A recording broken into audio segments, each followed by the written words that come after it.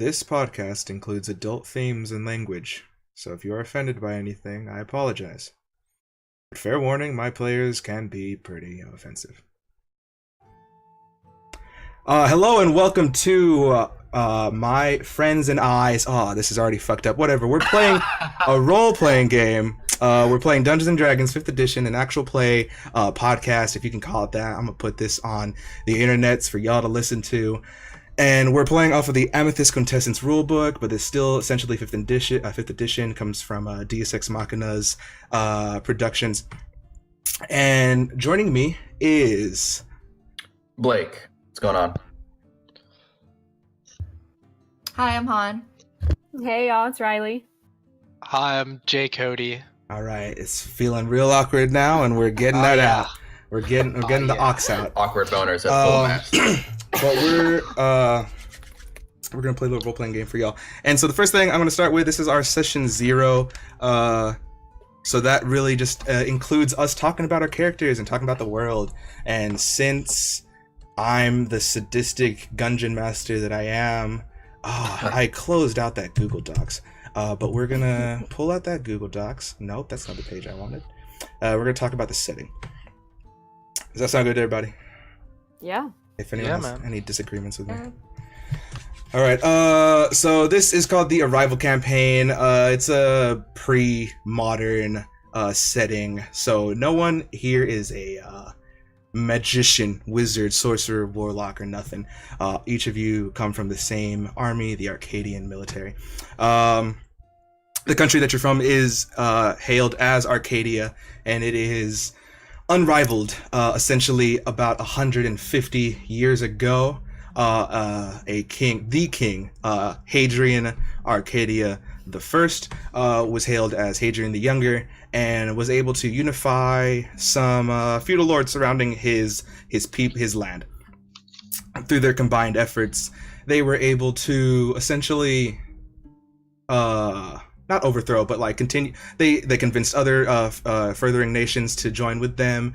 They did conquer a few lands. At the same time, elven and dwarven societies were in decline, and because humans lacked a book, they were able to breed faster than elves and dwarves were, and because of this, in 100 or so years, they were able to essentially conquer the entire continent that they're from, which is now hailed as Arcadia.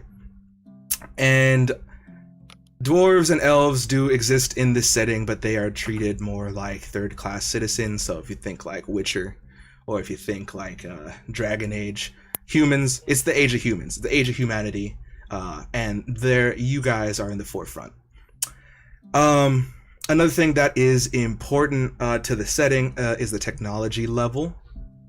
We're using again, Amethyst Quintessence, which has the tech level up to 5. That's where like the laser pistols and the plasma guns come in. We're not touching that just yet. Could be a future thing, but for this, I'm looking at it like a 1886, like a Tesla-esque sort of society. There are automatic guns, so we do have a heavy who has something like that. There are revolvers and sniper rifles, and all of the classes we're playing with are gun-based classes. And magic does exist in this universe, in this world. However, like in The Witcher, or like in, I guess Witcher's probably the best example, magic is reserved for the king, for the royalty, for the military in certain extents, like research, development, special weapons, and etc. And then also it is allowed in the Church of Pelor. We're pulling that right out of Dungeons and Dragons, which is the official church of Arcadia. And divine magics are allowed in the sense of healing for certain individuals who are able to afford it, and the more so what's that word? Suspicious? Skeptical. That's not the word either. Why am I dungeon master? What are you trying to say? The word is like when they believe in demons and stuff. Superstitious. Paganistic? Superstitious. Riley got me on that. Mhm. When you believe in demons. When you believe in Superstitious. demons and shit. It's called pagan. Pagan. I'm not gonna get into it. Not believe. All right, yeah, I love them. Another thing, magic is allowed because the military and the government has a hold on it. It is utilized in certain public goods and public affairs. So things like electricity. Some in certain cities, big cities, there may be lamps lit by electricity 24/7. There may be well-sustained water systems because of the ability to utilize magic with science. On top of that, certain weapons. So like it's weird that there is like a 50 clip automatic rifle within this setting. That is because magic is part of the components to utilize or to create that. So some weapons, like a revolver, like a basic sniper rifle that some of our characters have, are they have a tag called immune in their properties. That means should a thunderstorm, should you get hit by a magical critical hit, should I feel like it, certain environmental effects may occur where weapons or armor is disrupted. They lose certain properties, they may lose damage, they may be completely inert entirely. But outside of that, they work, they function like any assault rifle should.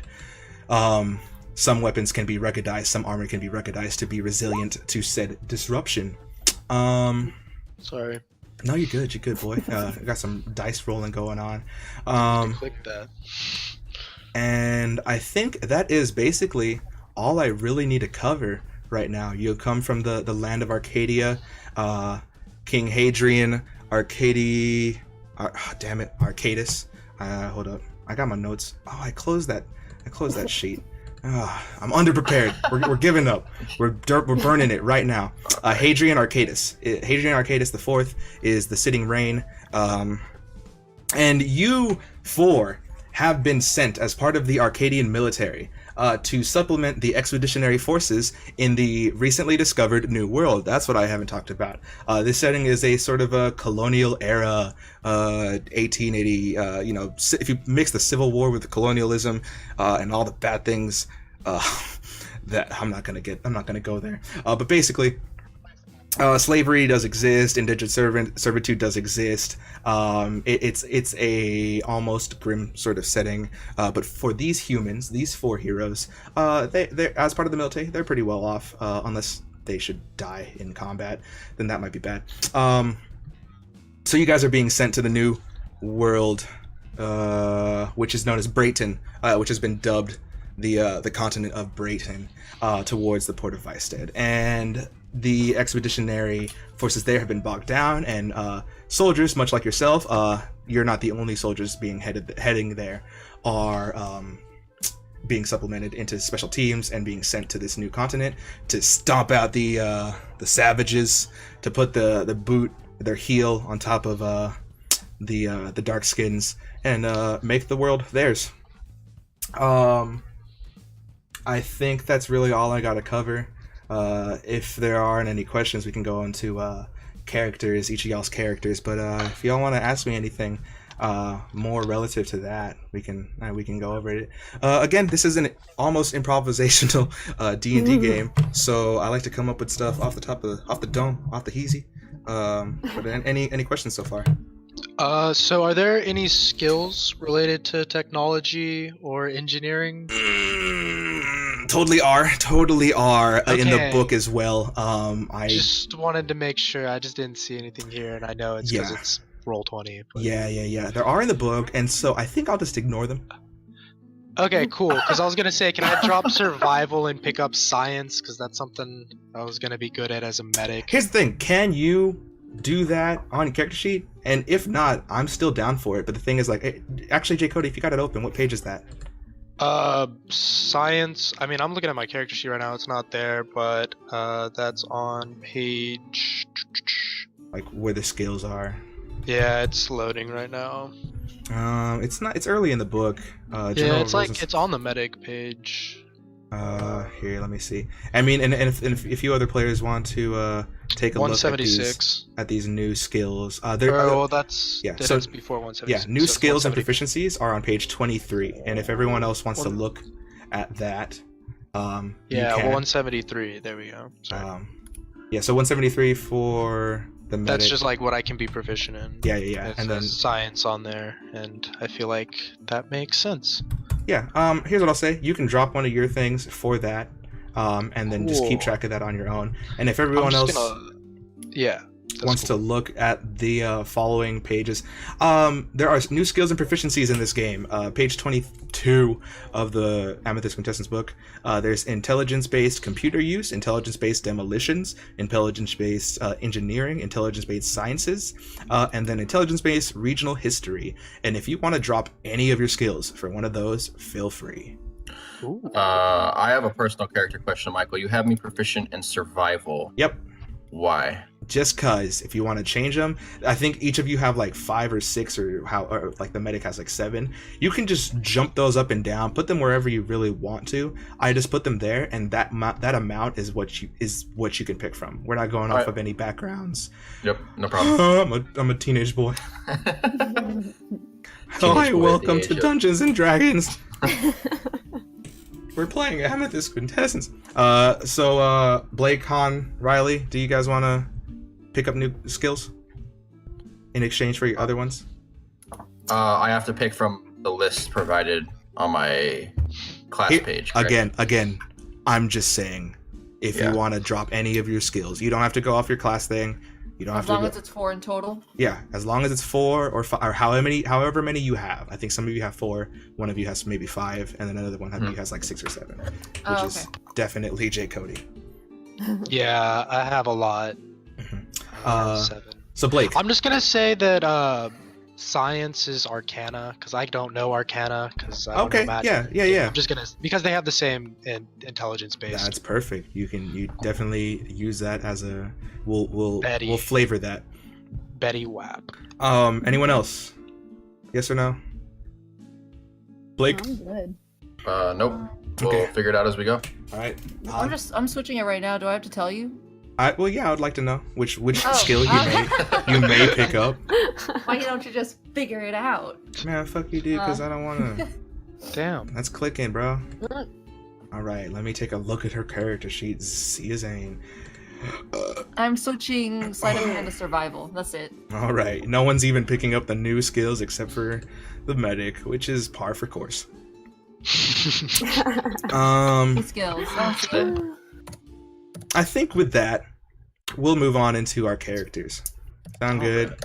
And we're at a good 12-minute mark, so that sounds about right. Let's start from left to right. Our friend Blake will be playing Mr. Castle. Our girl Han will be playing Sia. Our girl Riley will be playing Vera, and our boy Jay will be playing Cal. So let's start with Castle. If you want to pick up some silly accents, you can. You don't have to stick with them for the whole thing. I don't know. You can go Western, you can go British, you can go German. If anyone's insulted, I already warned them before this. So be insulted, but it's all imaginary, so whatever. We have to talk in character voices right now? Not necessarily. But we're just kind of introducing each other. So let's start with Blake, Mr. Castle. I'm gonna pick up my character voice when I don't have to speak for like 3 minutes straight right off the bat. Yeah, no, that's fine. Totally fine. All right. So if you want to practice it, you can practice it. If not, you don't have to. Yeah, no problem. All right, so my character is Hamilton Richardson von Samson Castle Smith. Most people call me Castle, but for professional purposes, I go by Dick in the military.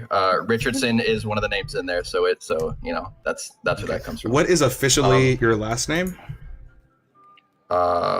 I imagine Von Samson Castle Smith is probably my.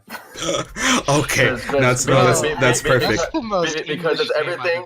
Okay, look, see, and the thing is that my character is huge, right? So there's definitely a name tag that can go across my entire head that fits. It's not awkwardly sticking out. It's just a really long patch right there that has. Looks like a Samson. medal, Castle Smith. Yeah, I know exactly. We're going with you're a lieutenant, correct? You're yes, first ranking officer. Yes. So Lieutenant Von. Okay, I got it. I'll get it. Lieutenant Von Samson Castle Smith. Beautiful. There you go. but call me Castle, call me Dick. It's any one of those. Michael, I'm just gonna read off all the stuff that I sent you. Please do. Right. Let's share it. Share it with your friends. My best friend is Russo. Any Punisher fans out there already know exactly what's going on. So I'm from a military family that goes back to my great-great-grandfather. I am easily the strongest guy in my unit. My hometown is Frankfurt. I was stationed in Burgundy, Josistan, and Czech. All names I made up. Michael, they better be in this game.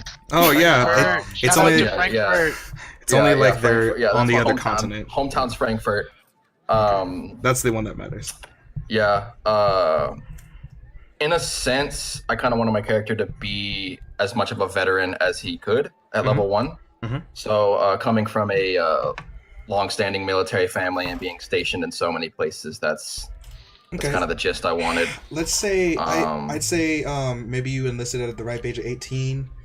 You want like 10 years under your belt, so like 28, late 20s or so. Yeah, that's fine. And that veterancy comes through first enlisting and then being the badass shooting bottles in my grandpappy's backyard at the age of like 1.5. Yeah, big old Maverick system that you did. Yeah, and it was a Magnum too. It wasn't like a pea shooter. Like they started me out right. Yeah. So you've made the transition from enlisted to officer, and rightly so. Yep. All right. Sounds good. Next on our list, we got a girl named Sia. So let's see ya. All right. Yeah. So my name's Sia. I'm a 23-year-old, curvy, thick, got a fat ass. Yeah. Got big titties. All right. Gotta describe my physical appearance. Okay. She's blonde. These are the important things. Yep. Hell yeah. All right. And now let's go to my backstory. Wait, blonde? Yeah, she's blonde. Oh. Wait, are we not allowed to be blonde? No. Oh, yeah. You can be blonde. No, you can be blonde. No.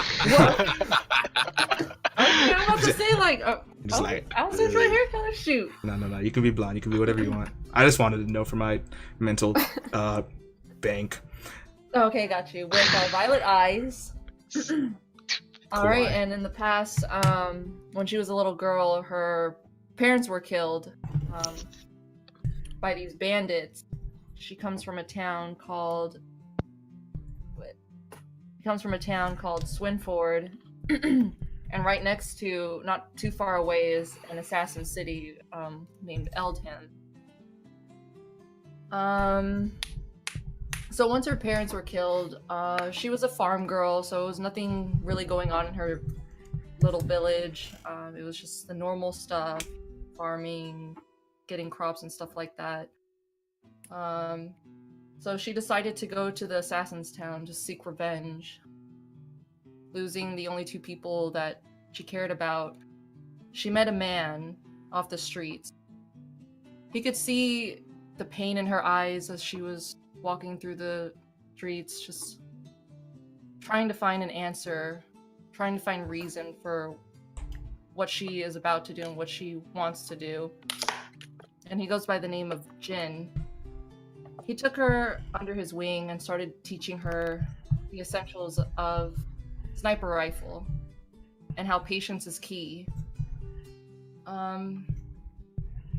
He taught her that anger is not always the answer.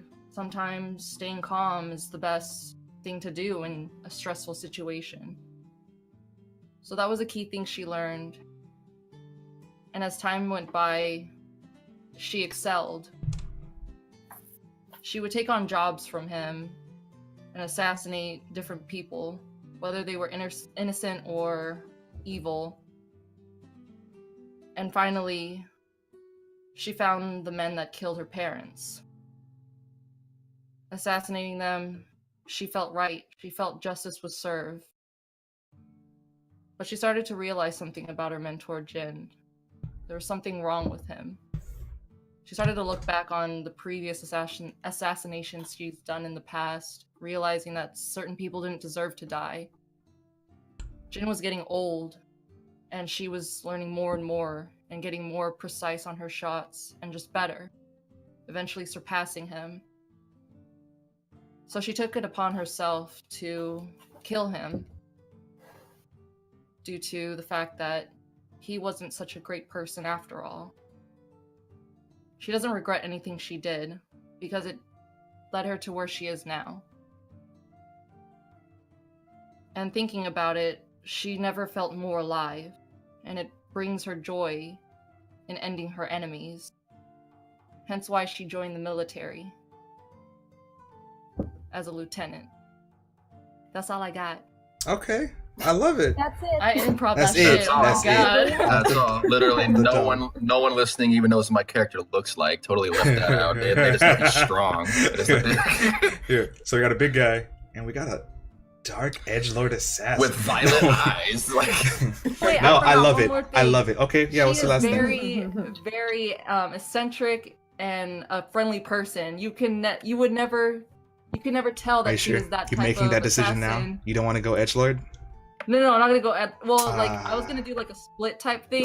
Like when she gets Okay. into combat, she's a little bit more serious. But I out love of it. combat, yeah. I do have one Nice. question. I wanna filter out more of that that joining of the military. Maybe make that a thing. So let's say there was a city, or there is a city that you called Elton. Love it. Mhm. And what's his dick? Jin Mhm. would have been high on the list of targets for the Arcadian military, but he's a pretty threatening and imposing target. And I would say, could we say that after your assassination, the crime of vigilanteism, vigilanteing, Mhm. would have put you with a little bit of your back to the wall. Because, like, let's say at the same time that you were about to take out this guy, there was some sort of information leaked, and the local guard, the local Arcadian military, was able to push you into a corner and give you essentially an ultimatum, which would I have like that. spurred you into the military. So basically, like I have no choice. Yeah. Is that all right? If you have any other I like ideas. it. No, I like Yeah. it. Please, you can go ahead and do that. I love it. I'm really And, not at making stories. no, it was fucking great. And aside from that, I'll say like your impressive ability and skill would have definitely put you in the rankings for lieutenant. Mostly because maybe no one wants to tick you off. Good shot. Yeah. I love it. All right, and that was all done in one day, improvised. So if the rest of y'all are bad, we're all gonna know. All right, moving on to our next hero, our next lady hero. That's me. All right. Let's see if I can find that character voice real quick. oh, Shit. Yeah, we'll oh, shoot it out. All right. Name's Vera. Guess you could say I was a bit of a troublemaker. Me and my buddies spent time pulling hijinks that, to be honest, most folks wouldn't find funny. We were young and we made mistakes, and I ended up on the wrong side of a set of bars more times than I care to admit. Shortly after my last release, the Arcadian military came a-knocking and offered me to let me use my talents for good, or at least their version of it. And now, here I am. Short and simple. That's it. like it, Beautiful to the Thank you. point. like it. I love it. like That it. was great. What was Yeah, I like it a what was your pal's name? Did you have one? No, I have no pals. Okay. Oh, Well, I mean, I have pals. you have pals, but fuck the Sorry. names. Fuck what they were called. Nah, I don't All sounds she had was bars, man. That's all she had. She had bars. We'll Bad bars. go back. That works. I always like that story because I feel like that's a thing in this country. You're either drafted or like you're a family boy and you're recruited early, or if you're good at what you're doing in the terms of a gun and you're on the wrong side of the law, the Arcadian military can definitely use of that. It's more like they weren't asking. Yeah. We talked about what Miss Sia looks like, and we can talk about more about Castle, what he looks like, right after this. Before we go into Cal, but you got any distinguishing features? Just so to paint a picture, Oh, paint gosh. a mental picture. Vera. She's very lithe, Yes, I that want to is say that is I'll make a her taller description. than myself, so 5'7". Actually, 5'6.5". 5'6.5". Okay. And it Very pisses her loud. off. No, she's very glad to be 5'6.5" because she knows that there are some unfortunate souls out there who are not blessed with that much height. In some universe somewhere. Yeah. I want to. Let's see. We'll give her shortish, like maybe down to her shoulders, cropped, dark hair. And we'll go ahead and we'll give her dark eyes also, brown, like a nice sparkly brown. Okay. Let's see. A lot of time outside, so she's kind of leathered, not in an ugly way, but she's just tan. Nice. Yeah. I love it. That's what I got. Sounds great to me. Sounding like a. I love that picture you sent because I've never seen it, but it looks a lot like the gunslinger from the Gunslinger novels. If it was some girl, I've never seen that picture, but it I looked. actually think it is because, like, Yeah? on the thing when I was looking He at the link, does. it's like Gunslinger Universe, and I was like, He perfect. does change gender, I think. J. Cody, do you know? Oh damn. I've only read one book. Okay, well, I think because he changed Yeah, races and he I know. changes physical appearance, so it could be he changed it to a Really? girl. And that's a sweet ass picture. I love it. Let's rewind or go back to BM Fizz if he want, or Blake, right? If he wants to give me any, he's big. He's a big old boy, and he's strong. Yeah. You got any distinguishing marks, features, hair color? Okay. Well, Michael, you would know this. There is a size limit in the military, right? Like there is such thing as being too big, right? We're gonna say sometimes. Yeah. Okay. I'm gonna go ahead and say I'm right on the cusp of that. Actually, I'm probably past that, but you know, there's just a use for me. I'm tall. I'm bald. I do have a beard. Mm-hmm. No armor, nothing on my sleeves or on my arms. There's like no shirt, no anything. I mean, as much as I can get away. That flak jacket nom style. Yeah, no, exactly. Pretty much like the photo I sent you. There's no small part of me. I mean that sincerely. Thank you. I will take that home with me. That's pretty much all. Just bald, bearded, muscular, tall. Yeah. All right. That's all I got right now. Basically, The Rock. Ooh. Yeah. No. Honestly, yeah. No. It is that, but lighter shade of skin. I'm picturing just like a big, like good old boy, like That's my white boy. man. That's my Filipino boy. Yeah. Souped up Vin Diesel. All right. Exactly. Yeah. Vin Diesel's closer. Vin Diesel's closer. You know, Vin Diesel plays D&D, which is great. Yeah. He does. Yeah. He does. Oh, nice. All right, we're bouncing around a little bit. Vera, do you have a hometown, or do you want to come up with that later, or not reveal it? Let it be a call mystery. It Canton. What was that? Canton. Canton. I'm Canton. uncreative. Or Perfect. No, it's perfect. I've never heard of it. I mean, really, I saw Firefly, but I don't remember if that's in it, so I apologize. Oh, it is. Oh, okay. Perfect. Okay.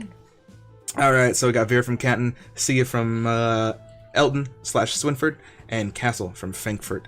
Oh, right, Vera, rank, low level, well, not mid-level enlisted sergeant, or starting off at an officer, because it's all superficial. We'll go sergeant. All right, sounds good. Yeah. Sergeant Cobb. And our Sergeant last, Cobb. but definitely not least, the medic boy, the healer boy, Mr. What, J. Cody Key. Oh, I see your last name. They're coming for you. Oh Sorry. man, damn, that's okay. I think I coughed over it. All right, I don't care. How's it going? I'm Kaladin Reynolds. I come from the small town of Omelis, generally just a trade town, a blink in the road, as they say. I was training under my father there, who was a surgeon, to eventually take upon his trade.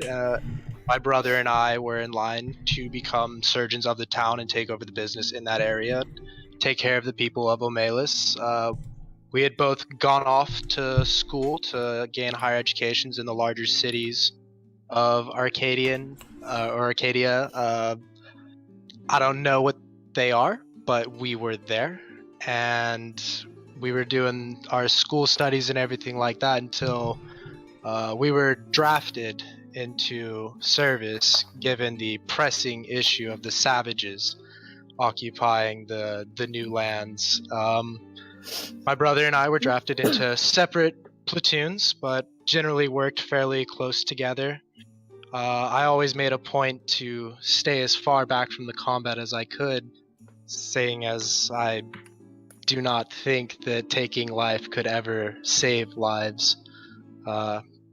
My job is to keep people who are down alive, and I'll do that wherever I can as well as I can. My brother, on the other hand, he was much more skilled than I with a blaster, taking the charge, leading many of them, ascending the ranks very swiftly. Eventually, we went on a raid together. It was a routine situation. We were supposed to clear out the savages, no problem. All they have are rudimentary weapons anyways. But his platoon ended up getting swarmed. I was too far back to do anything about it. And so he died. And since then I've sworn off letting anyone perish. I take to the front lines alongside the fighters. I might not kill, but my team's not gonna be killed. Beautiful, absolutely beautiful. I love it. Me and my boy, we talked about that story earlier. I just want to be a little anal about a little bit of things because I'm anal. Yeah. You know. So essentially, none of you are at the new continent, but there aren't just savages on that new continent. There are savages in the old country. As the elves and dwarves were declining, we're gonna say bands of elven raiders were constantly a problem at the final years of the culmination of the unification of Arcadia, and in dealing with those raiders, the unfortunate loss of your brother would have occurred back on Arcadia, and that's cool. Gorgeous. What kind of cute little features does our boy? Oh shucks. Have? So he's everyone wants to know, boy. Tall. I mean, he's like pretty average height, like 5'9", 5'10" range. Slender build. He's a schoolboy, you know, like he was very, very academic his whole life.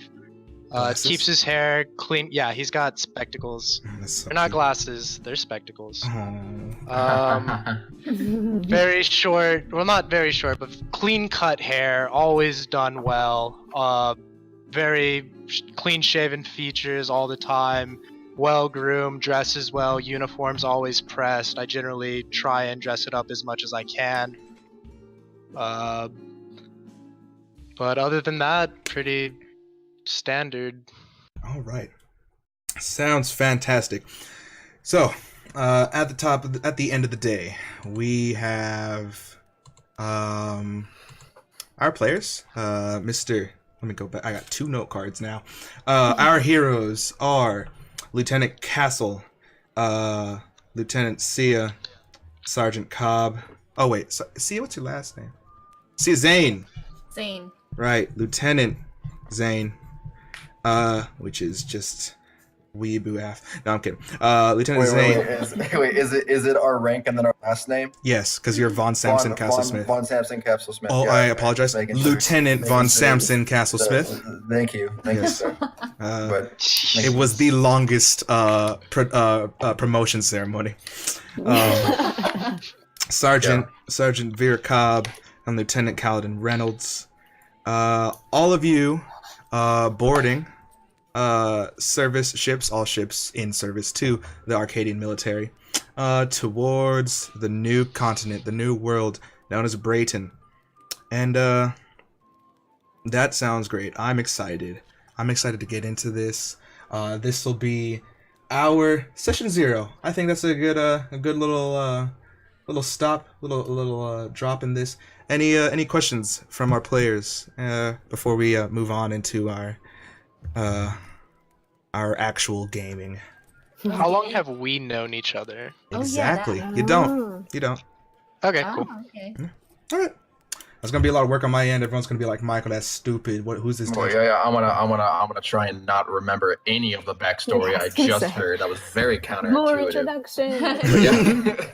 Yeah. More for the here.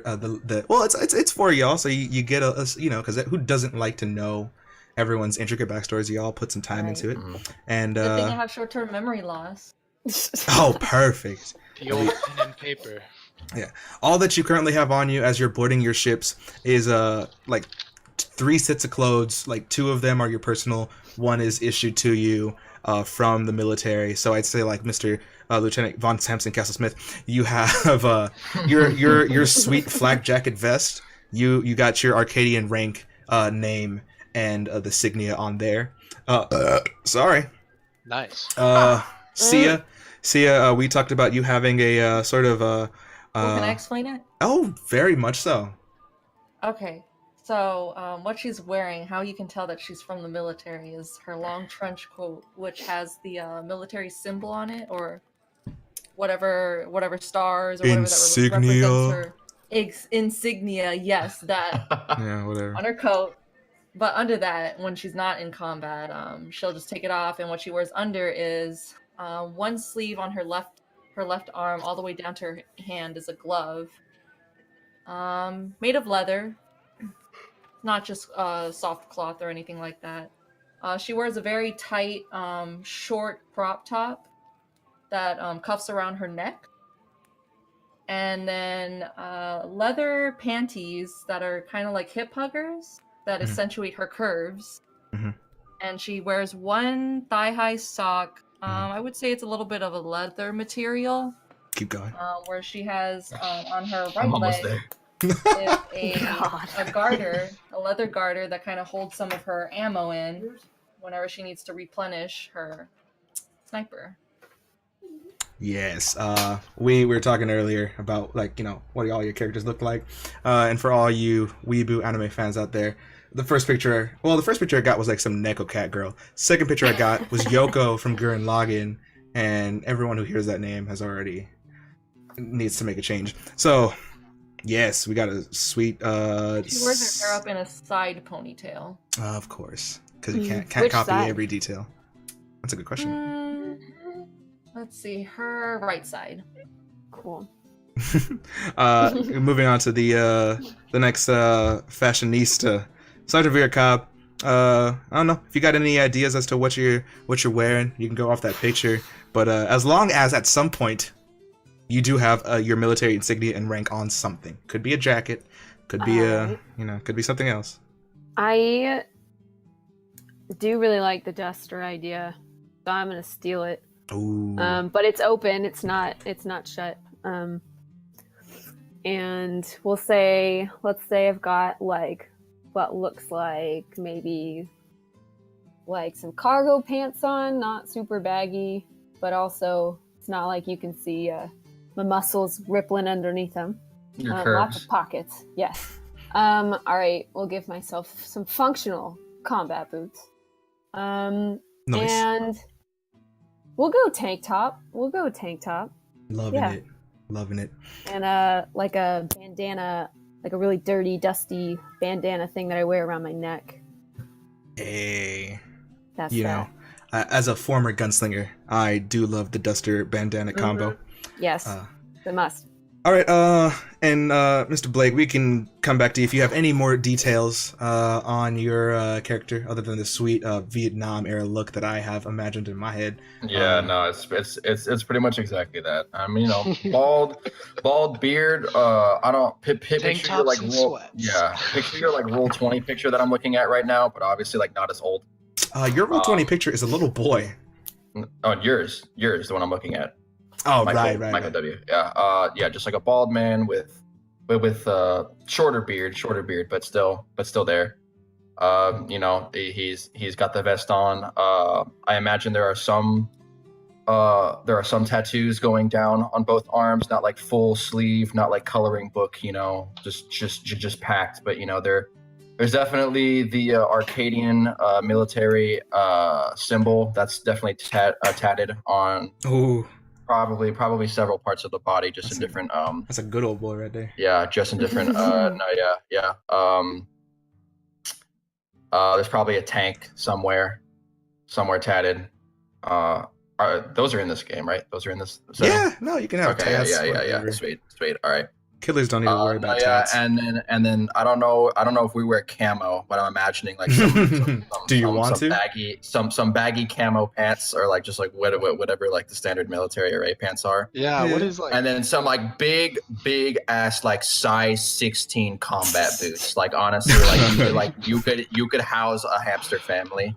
And then did you watch Dexter's Laboratory? I don't remember who he idolized, but it was just some dude who had giant fucking combat boots, wore tank tops, baggy fucking cargo pants. I remember that. That's all I have in my mind now. Let me see if I can find this on Google real quick, because I kind of have to know. Them versus the unicorn people or some shit. Yeah. Right? Yeah. Oh God, Michael, you've lost it. You've lost them already. No, I'm kidding. Discord that. I want to see it. Sounds good. The standard military array is non-existent. So let's come up with one right now. Essentially, for any listener who may know, I'd say browns. So like you got the brown cargo. I'm thinking maybe like a World War II era-esque kind of uniform. You got your black boots, you got your cargo pants, made of a nice canvas material. You have your not plate helmets, but you have your basic helmets. But as the rank and designation that each of you have, there's a little more leeway as to what you have. You all essentially have the dress uniform, but who needs those? I was gonna say okay. I wear standard issue dress. Pressed, we lost. Like I look like the admiral from Star Wars at all times. Like, if I'm not in combat, that's my relaxed gear. And then I have personal clothes, but like no, if I'm out, I'm wearing my military stuff. Like I'm on job, Of course. Supplemented with that easily fitted undervest to go with your very nice styled service uniform to keep you protected on the field of battle. Well, I mean, I guess I have those clothes, but like, I guess there's probably times where we're just like walking around military camps or something. I'd be wearing my officer's uniform, pressed and clean. Beautiful, sounds good. All right, I said it earlier. People are like, I guess we're ending this episode, but now we're ending this episode of Session 0, the Arrival campaign, with our buddies from left to right. We got Blake. Say your name. Oh shit! Okay, God damn, dog. Lieutenant on Samson Castle Smith. Wow. Thank you. Thanks so much. Yeah. I can't all right. Well, my name is Blake. You want my character name? Go ahead. Say your name. Hamilton say Richardson who you're von Samson Castle Smith. All right, perfect. Next. Hanh, and my character's name is Sia. Ooh, Riley. My character's name is Vera. Jay Cody. My character's name is Kaladin, but you can call me Cal. All right. Thanks for listening. I'll see you in the next one.